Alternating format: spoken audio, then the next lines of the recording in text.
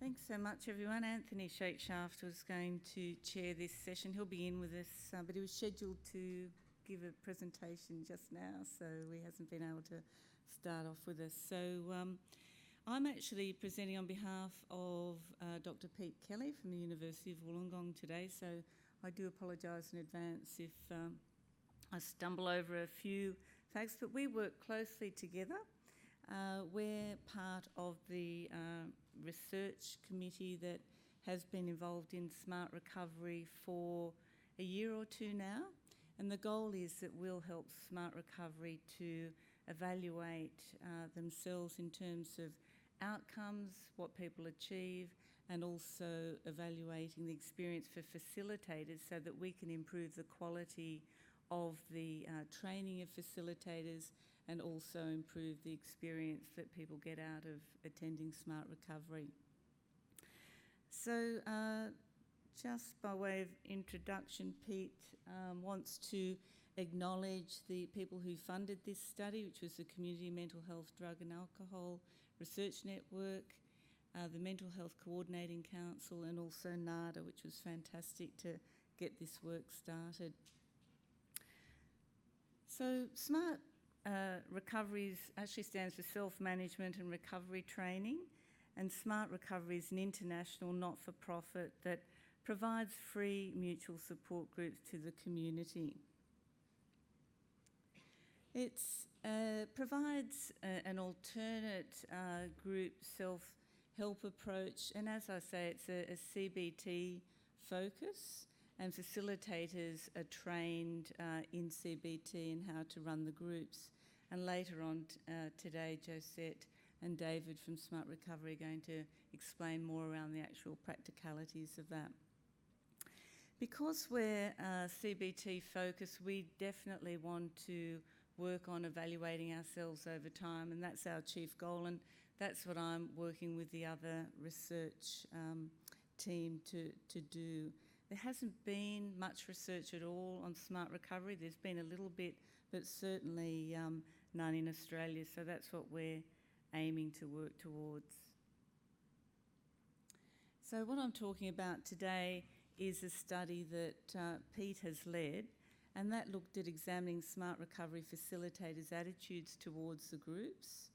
That is the motivational interviewing and CBT components of the groups. What did they think of those components?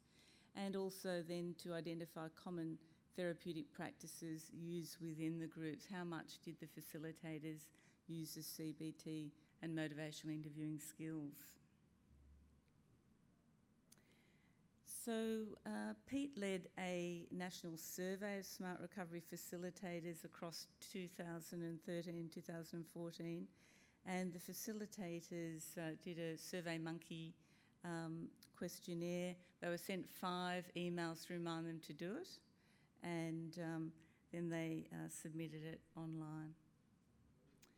So who facilitates smart recovery?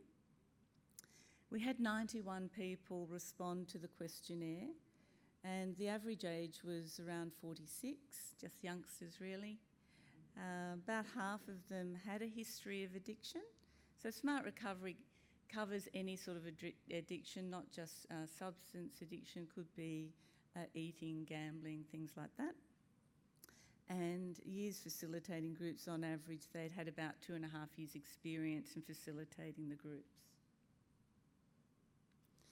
In terms of education, only 5% of people hadn't got beyond schooling. About a third had an undergraduate degree, a third had a TAFE certificate or diploma, and professionally, just under 20% were drug and alcohol workers, and about 14% were employed as counsellors.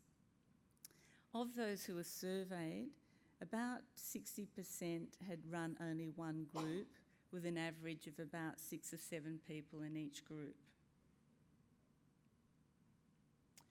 So looking at the SMART tools, and these are mainly motivational interviewing and CBT skills. So they were given a 5-item rating scale to rate how useful these tools were, from very unhelpful or unhelpful, somewhat helpful, or helpful and very helpful.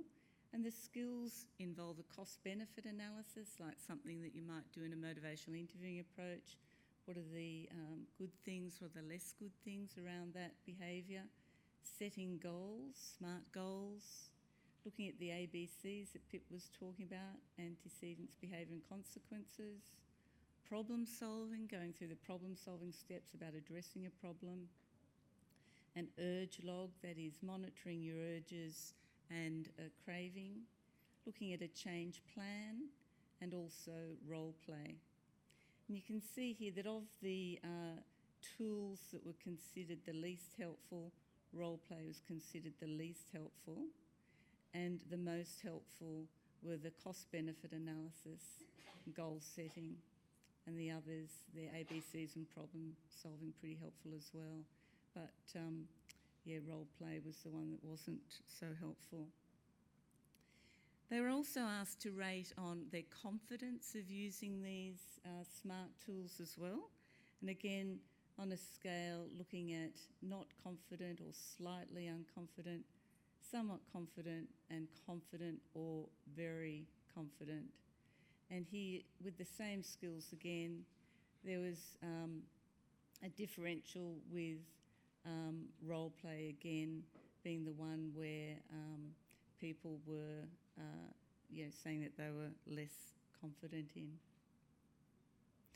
So, role play received the lowest helpfulness and confidence rating, and facilitators reported using role play not very frequently, and less than half of facilitators actually never used role play.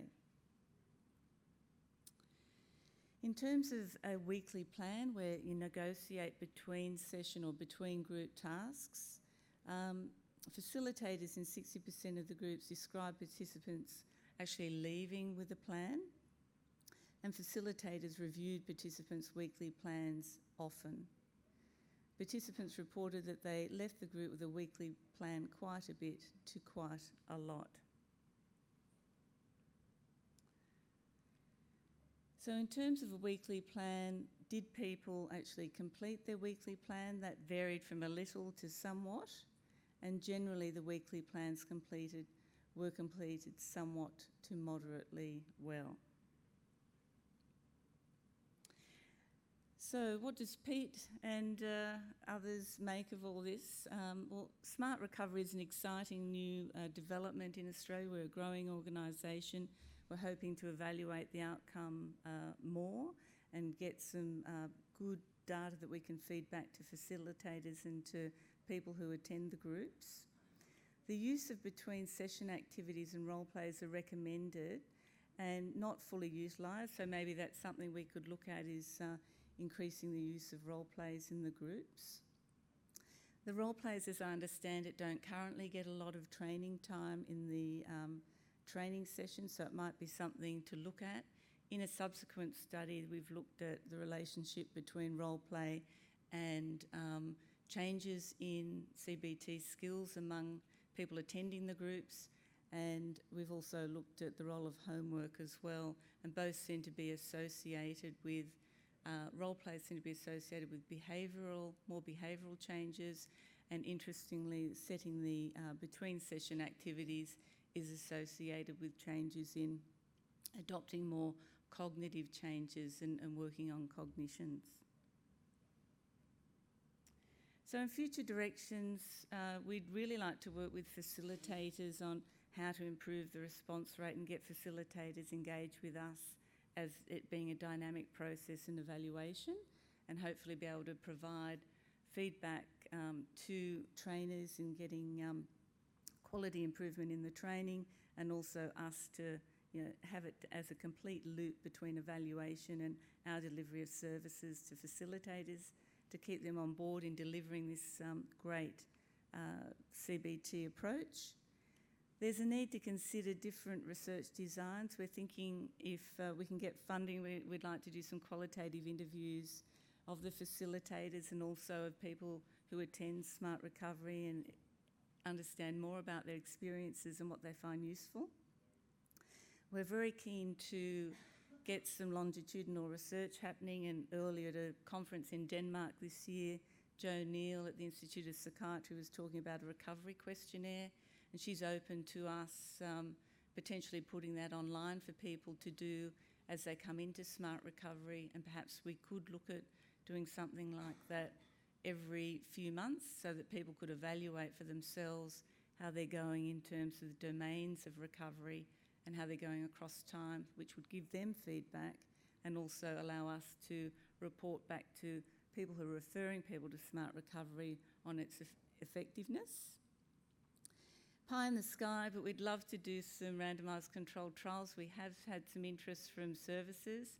What we would like to do is to have people who are being discharged from services either randomly assigned to smart recovery groups or to usual care and see what sort of differential effectiveness, if any, we get over time. So we've got lots of plans and just need some funding to support those evaluations.